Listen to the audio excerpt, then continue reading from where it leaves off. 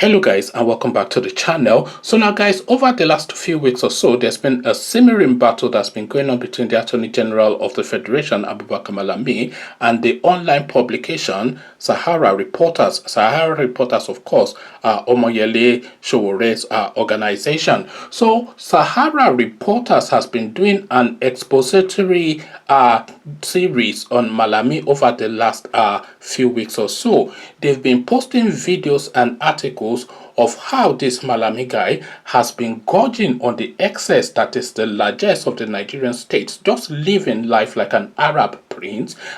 Clearly corruption, because some of the monies that you're seeing being spent by this guy are beyond the realms of anything that a salary can afford. And this really, at least the series that they have been doing, and I will refer you also to Sahara Reporters, both their publication and their YouTube channel. You see a lot of it there. The sort of life that this Malami is living is the highest of the heights of corruption. This is corruption gold standard, according to what we're seeing from Sahara Reporters. So this battle now is now simmering to a crescendo. As guys, I bring you this group allegedly sponsored by Nigeria's Attorney General Malami to fight Sahara Reporters over expository reports. So he has now hired a crew of I'm not quite sure if I'll call them PR men, because these are not actual PR men. These are just like a HIT squad, but like an online sort of HIT squad. So to go now to confront the Sahara Reporters reportage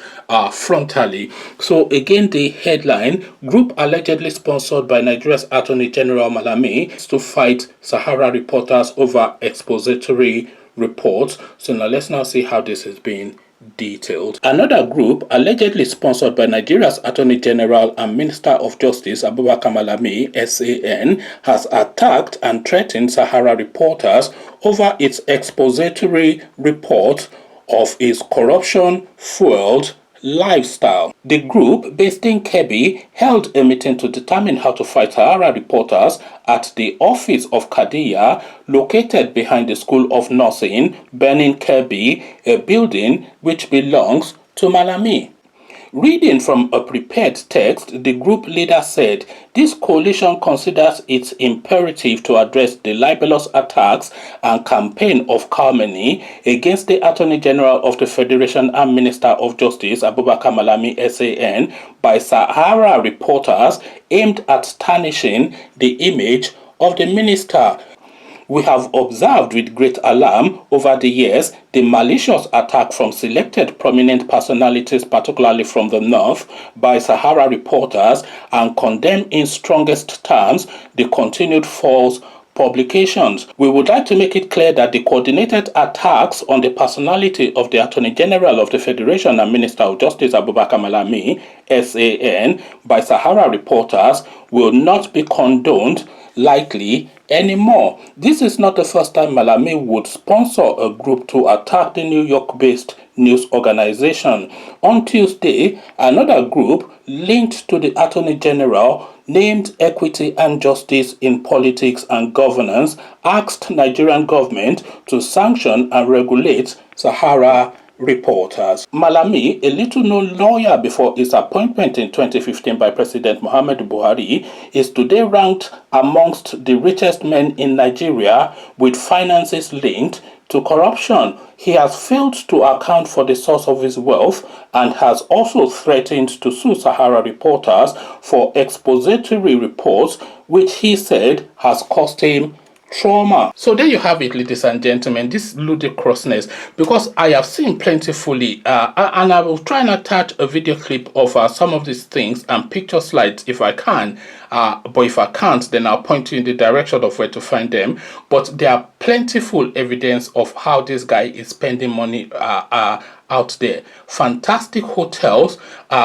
buildings, shopping malls being built by his 20-something-year-old son, with a vast estate built next to it within their geographical space in Kebbi State. Houses all over Abuja, what billions and billions, vast hotels, etc., etc. All this from a person that was just an average lawyer before Malam Buhari plucked him from obscurity to make him the minister of justice. So why would you, in a country like Nigeria that is known for the legal profession above all else? Let me tell you a funny thing. In some smaller African states, the Supreme Court of those states are actually sat on by Nigerian lawyers, predominantly lawyers from the southern part of Nigeria. So in places like Gambia and Sierra Leone, etc., their highest case, the people who sit in judgment on that are Nigerian justices, and the Nigerian legal system, especially and almost exclusively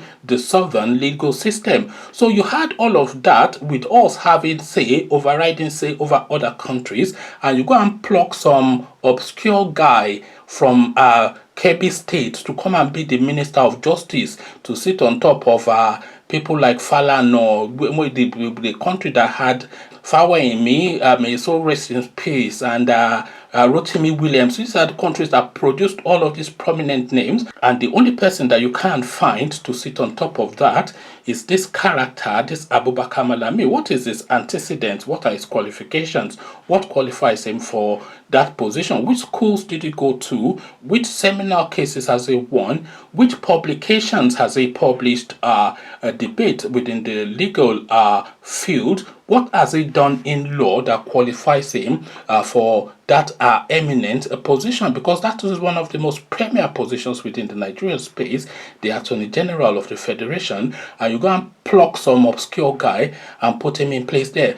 But of course, if you pluck an obscure guy to put him in a place that is not really suited to, which is of course the calling card of this particular Buhari regime, the calling card, the signature tune of the Buhari regime is to appoint through tribalism, irrespective of competence. We've seen it all the way through.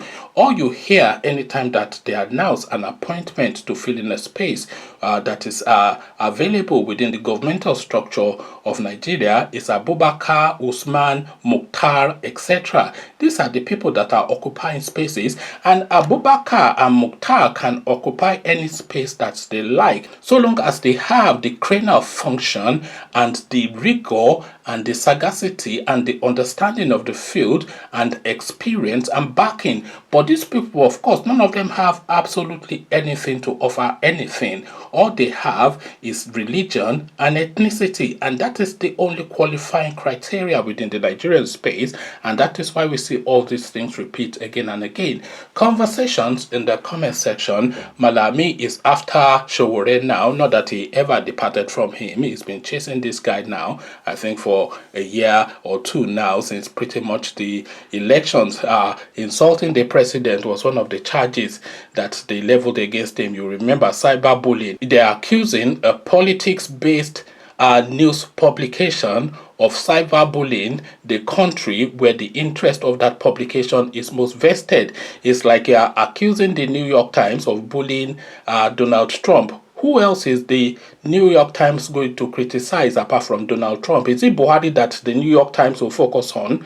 Or is it the president of Togo that the English Times will focus on, or the Guardian in the UK, or the Bild in Germany? Is it going to focus on what is happening in Upper Volta or wherever? It's just ridiculousness. So criticizing the president now is a crime that is punishable by detention. And you would remember, of course, that they are trying to introduce an anti-free speech bill now that comes with a capital punishment. So this is a sort of regime that we're doing, but never mind. Sahara Reporters is thankfully based in New York, and I'm sure that the reach of the Buhari regime cannot extend to that space. Conversations in the comment section, they're still trying to shut Sowore down, even though they are holding him down already. But this guy, of course, he would never give up without a fight. There's nothing Sowore loves more than a fight. Come share thoughts. But before you do that, click on the red subscribe button so it turns gray. The bell button notifies you every time I drop a new video. Click on like as well, because that helps with the YouTube algorithm. Come tell me now in the comment section what you make of this bully boy tactics that has been adopted by somebody in no loftier position, in no less a lofty position than the Attorney General and Minister of Justice of the Nigerian space, Malami. So I'll leave you here. Carry this conversation on with you in the comment section, but here I say, Peace.